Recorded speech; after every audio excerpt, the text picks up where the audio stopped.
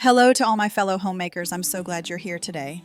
Every time the new year rolls around, I find myself wishing for just one thing, that my home could feel a little less messy and a little more peaceful. But somehow, just a few days after the holidays, there are still plastic bags in the kitchen, unopened gift boxes on the table, and piles of stuff on my desk that I swore I'd put away last week. One day, I just needed a pair of scissors and had to dig through an entire drawer to find it. And that tiny moment drained me, not because of the mess itself, but because of the feeling that nothing ever feels finished. If you've ever felt like that today, I'm sharing 12 habits that completely changed how I handle my home. Not the just put it in a bin kind of tips, but things like how to let go of clutter without feeling guilty. What to do with those I might needed items. Making drawers open smoothly, no digging required. And how to keep the counters clear without cleaning them every single day. These are small shifts, but they've saved me from having to do a full reset every weekend. Let's get started.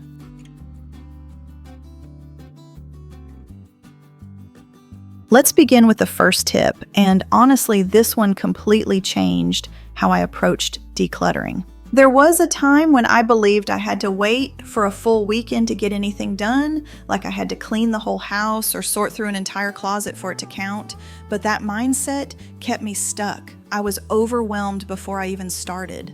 Then one day, while washing dishes, I picked up a chipped coffee mug I hadn't used in over a year. It still worked technically, but I didn't like using it, and hadn't for months. I threw it out. Just like that. And in that small moment, I felt something lift. Since then, I've followed a very simple rule: get rid of just one thing every day. One item, no more, no less. Sometimes it's a dried up pin, sometimes it's a pair of earrings I never wear, sometimes it's a cloth bag I've had forever but never actually use. One thing a day adds up faster than you think, and it doesn't drain your energy. It sounds small, but it's exactly the kind of action that builds momentum. You don't need to do a major clean out to feel lighter. You just need to move gently, steadily, one item at a time. And while that small daily shift makes a big difference, I also realized something else. Not all clutter comes from what we buy. A surprising amount of it comes from what we're given gifts that felt thoughtful in the moment, but ended up sitting untouched on a shelf. Tomorrow, I'll show you how I've learned to give and receive gifts in a way that doesn't turn into more stuff we feel guilty about. It's a subtle change, but it's one that's made my home and my relationships feel a lot lighter. Don't miss it. Next, if you're dealing with items that feel too good to toss, the ones you're not using, but not ready to let go of, the next tip will give you a way to handle them without all the stress or guilt.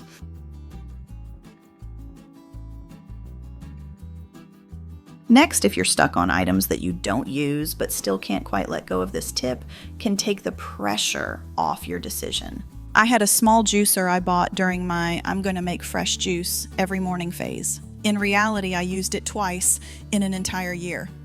Every time I cleaned out the cabinet, I'd pick it up and then put it right back.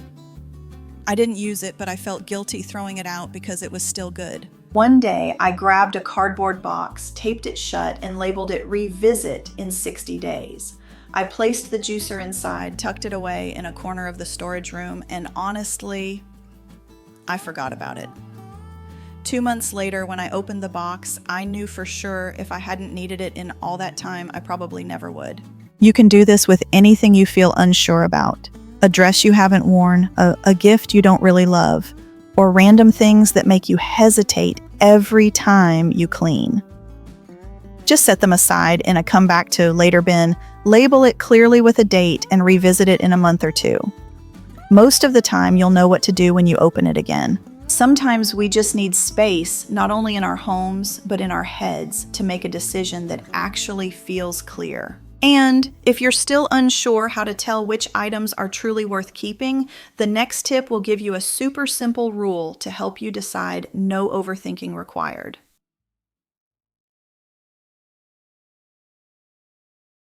Now, moving into the third tip, here's how I make quick, clear decisions on whether something stays or goes.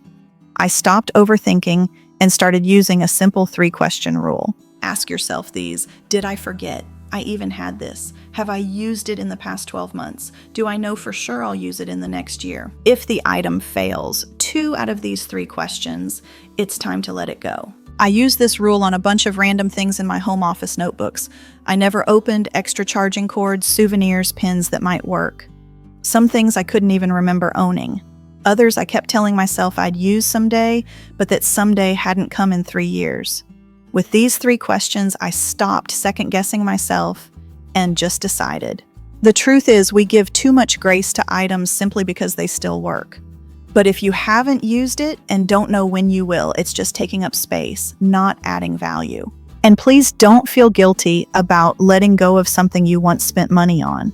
You bought it with good intentions, but not every item needs to stay in your life forever. Coming up, if you want to declutter without feeling like you have to organize an entire room at once, the next tip will show you a much easier way to tackle your stuff and actually make progress.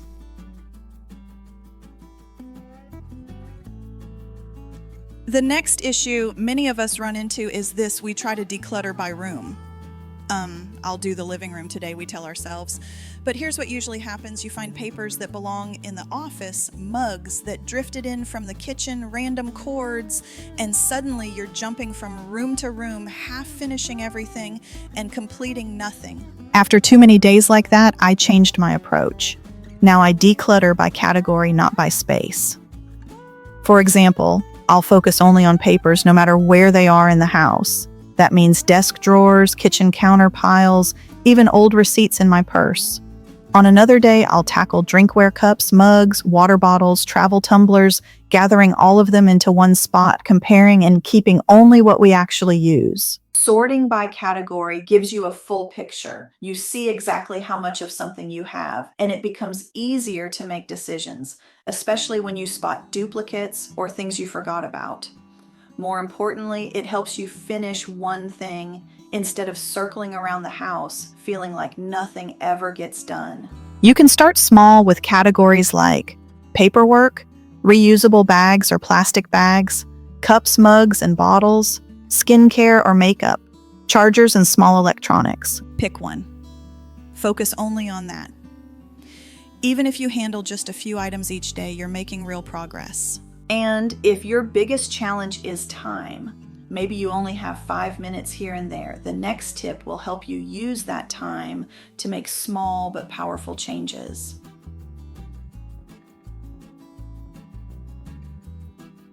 Let's talk about something we all struggle with: not having enough time. Maybe you planned to clean out that drawer, but something came up. Or maybe you had a quiet moment but just didn't have the energy to get started. I used to think I needed a whole afternoon to make any real progress. But one day I grabbed my phone, set a timer for 5 minutes, and told myself, just do what you can in this window, no more. I picked one junk drawer in the kitchen, the one filled with random rubber bands, takeout menus, dead batteries, pins that barely worked. In 5 minutes, I tossed what we didn't need, wiped the inside, and rearranged what was left. When the timer went off, I stopped. And you know what? That tiny bit of order made a big difference in how I felt. Since then, I've used this 5-minute rule every time I feel overwhelmed. Pick one small zone, a drawer, a bin, a shelf corner, and just give it 5 focused minutes. No pressure to finish, no need to keep going unless you want to. Just start. And honestly, sometimes I stop right there. Other times, once I get moving, I keep going a bit longer because I finally feel like I can. But even if I stop after 5 minutes, that's still one more drawer lighter than it was before. Now, if you're holding onto a lot of just-in-case items, things you don't really use but can't quite let go of, the next tip will help you ask the one question that makes it easier to decide.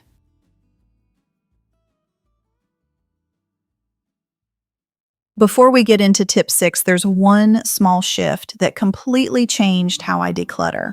It's not about how much time you have or how much stuff you own. It's simply the question you ask. I used to hold up every item and ask, could I still use this? Or what if I need it someday? And you can guess what happened next. I kept almost everything. But one day I changed the question. Do I actually use this? Have I used it recently? Do I have real plans to use it in the near future? Can I use it is too vague. Almost everything could be useful. An old sweater still fits, a chipped mug still holds coffee. But if you're not reaching for it, not thinking about it, not putting it to use in your real life, then it's just taking up space. I used this shift while cleaning under my bathroom sink. There was an expensive eye cream I'd bought over a year ago. Still half full, still technically good. But I hadn't touched it since the first time the scent was too strong for me. I kept holding on to it because it was pricey. But when I asked, do I use it, the answer was no. So I let it go.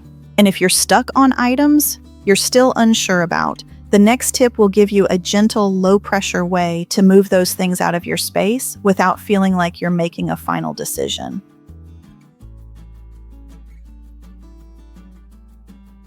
Up next, let's talk about something super familiar. You pick something up, don't know whether to keep or toss it, and set it right back down, telling yourself, I'll decide later. But later usually means it sits there for months. I used to do this with drawer after drawer. I wasn't ready to let things go, but I wasn't really using them either. So I started a new habit. I made a simple decide later box, just a clear bin or cardboard box where I place anything I'm unsure about. I write the date on the lid and give myself a rule if I don't think about or need anything inside. After 2 or 3 months, then I clearly don't need it at all. Letting go becomes way easier because I've already proven to myself that I don't miss those items. I did this with kitchen tools, things like a 4th pair of tongs, baking molds I never used, random plastic cups with no lids. 3 months later, I couldn't even remember what I'd put in the box.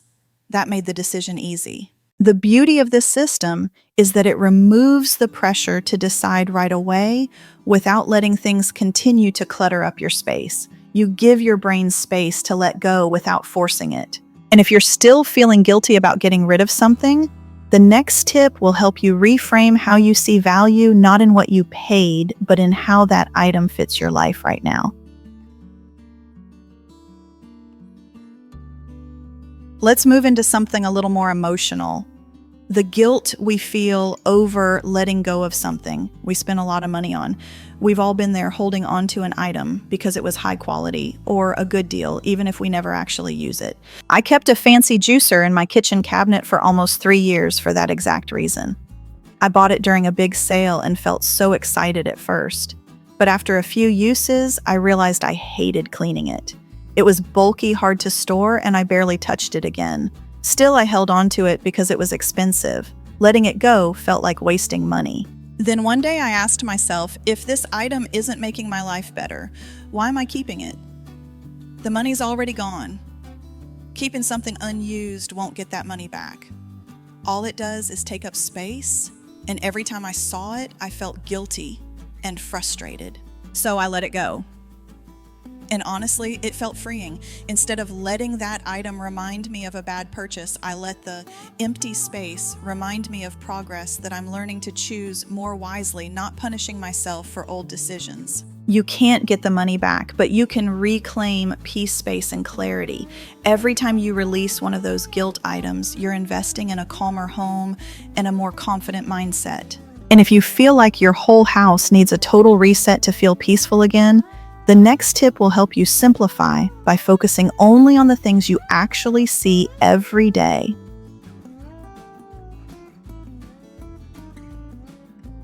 Coming into tip 9, I want to share something that changed how I approach decluttering. It's this: you don't need to clean the whole house to feel better. Just focus on what you actually see and use every day. For a long time, I believed the only way to feel peace at home was to do a full-on overhaul, top to bottom, every room, every drawer. And every time I tried, I burned out halfway through. It felt like trying to organize a warehouse with no end in sight. Then I shifted my mindset. I started decluttering only the areas I walk past or use daily. Not the random closet, not the storage boxes in the corner, just the visible functional spaces, the kitchen counter, the bathroom sink, the entryway bench. And it made a huge difference. One of my daily pain points was a corner of my kitchen that always had clutter: the kettle, a couple of storage jars, a pile of random mail. I spent 10 minutes clearing just that one area, and suddenly my mornings felt smoother. Cooking felt easier.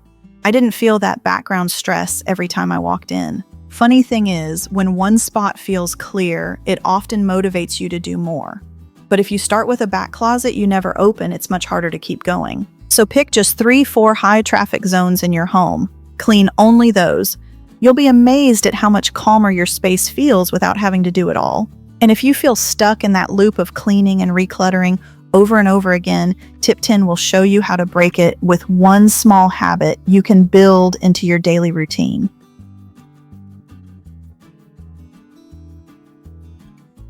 Before we move into the final tips, here's a small habit that helps stop the endless reset cycle.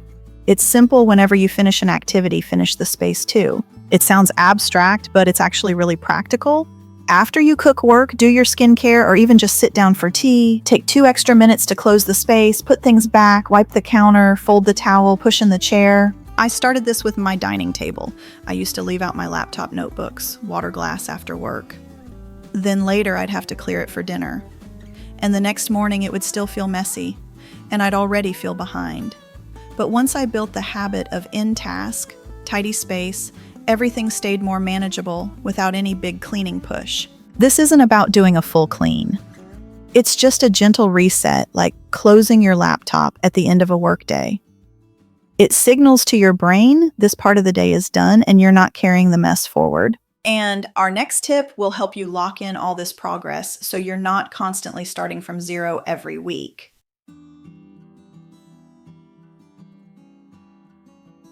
Next, let's talk about a simple habit that stops your house from sliding back into chaos. Pick one day each week to do a light maintenance reset. And I don't call it cleaning day anymore because that phrase carries too much weight. Maintenance just means walking through the house, picking up loose ends, tossing what's clearly trash, putting things back where they belong. It's not about perfection, it's about prevention. For me, it's Saturday morning. I spend about 30-45 minutes doing things like gathering random paperwork, checking the fridge, clearing the kitchen counters. Nothing huge, but if I skip it for a few weeks, things pile up fast. This habit gives me a sense of calm going into the new week. I don't feel like I'm starting from zero every Monday. My home doesn't need to be spotless, it just needs to feel stable. If you often feel like your home unravels quickly, this one small check-in each week might be the safety net that keeps everything steady. And now let's wrap up with one final tip, a mindset shift that helps clear not just your space, but your mental clutter too.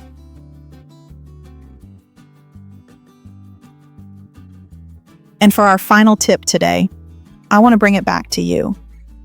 One of the simplest ways to keep both your home and your mind from feeling cluttered is to end each day with something gentle, personal, and deliberate. Because busy days don't just leave behind messes, they leave behind that nagging sense of, I didn't finish anything.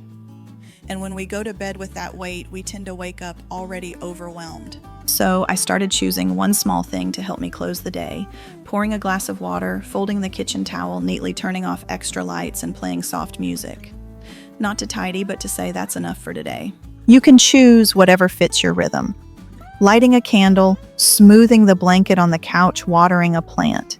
The task itself matters less than the message it sends you deserve a soft ending to your day. Because a decluttered life isn't just about less stuff, it's about less internal pressure. And just a few quiet minutes each night can help you realize that you are in control of the pace you live at without needing to control everything.